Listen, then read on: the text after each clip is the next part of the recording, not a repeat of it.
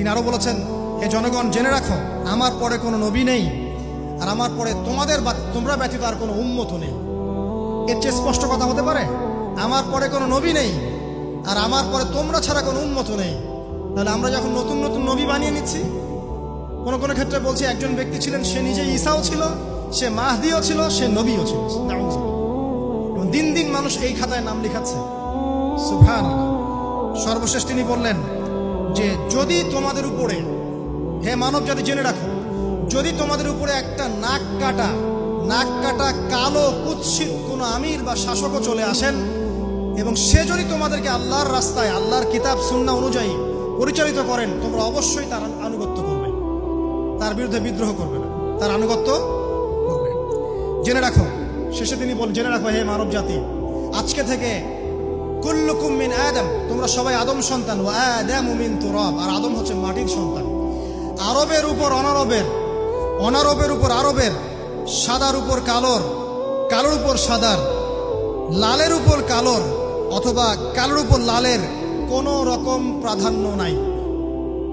ইল্লা তাকওয়া, শুধু তাকওয়া ব্যতীত। যে ব্যক্তি বেশি মুত্তাকি সে আল্লাহর কাছে বেশি মর্যাদার অধিকারী হবে ইনশাআল্লাহ তাআলা। সর্বশেষ তিনি আঙ্গুলটা উঁচু করলেন, নিজের শাহাদাত আঙ্গুল উঁচু করে আকাশের দিকে তাকালেন, এরপর জনগণের দিকে তাকালেন, তাকিয়ে বললেন যে তোমাদের ব্যাপারে, হে জনগণ, তোমাদের ব্যাপারে আমাকে আল্লাহ জিজ্ঞাসা করবেন। ফামা আনতুম কাইলুন, তোমরা ওই সময় কি বলবে আমার সম্পর্কে? তখন সাহাবীরা বললেন, আমরা বলবো যে আপনি বাল্লাগতা রিসালাতাক, আপনি আপনার রিসালাত পৌঁছে দিয়েছেন, ওয়া জামানাতাক, আপনার আমানত পূর্ণ করেছেন, ওয়া নাসাহতা উম্মাতাক, এবং আপনি আপনার উম্মতকে নসিহত করেছেন। এরপরে তিনি আকাশের দিকে তাকিয়ে বললেন, আল্লাহুম্মা ফাশহাদ, হে আল্লাহ আপনি সাক্ষী থাকেন। আল্লাহুম্মা ফাশহাদ, হে আল্লাহ আপনি সাক্ষী থাকেন। আল্লাহুম্মা ফাশহাদ, হে আল্লাহ আপনি সাক্ষী থাকেন যে আমি আমার দায়িত্ব পৌঁছে দিয়েছি। এরপরে নাজিল হলো আল ইয়াউমা আকমালতু লাকুম দীনাকুম ওয়া আতমামতু আলাইকুম নি'মাতি ওয়া রাদিতু লাকুমুল ইসলাম দীনান। এই হলো বিদায় হজ। আজকের এই আরাফার প্রেক্ষাপট আমরা কতজন এটা নিয়ে চিন্তা করেছি? 1 মিনিট একটু বলে শেষ করি। দেখেন, শেষ ওসিয়ত যেগুলো হয় মানুষের, এটা খুব হৃদয় বিদারক হয় না? বাবা ইন্তেকাল করছেন, সন্তানের জন্য ওসিয়ত করে যাচ্ছেন, মাকে দেখিস ইত্যাদি ইত্যাদি। হৃদয় বিদারক হয় না? মানুষ সারা জীবন মনে রাখে না? বাট আমরা আমাদের এই নেশন, এই উম্মাহ, নবী সাল্লাল্লাহু আলাইহি সাল্লাম উম্মাহ বলে আমরা যারা দাবি করছি, আমাদের মধ্যে বেশিরভাগ মানুষ নবী সাল্লাল্লাহু আলাইহি সাল্লামের শেষ এই নসিহতগুলো ভুলে গেছে। নসিহতগুলোর মধ্যে সবচেয়ে ইম্পর্টেন্ট ছিল শিরক থেকে দূরে থাকা, সুদ থেকে দূরে থাকা, মুসলিম ভেদাভেদ না করা, শাসকের কল্যাণ কামনা করা, বিদ্রোহ না করে শাসককে উত্তম নসিহত করা।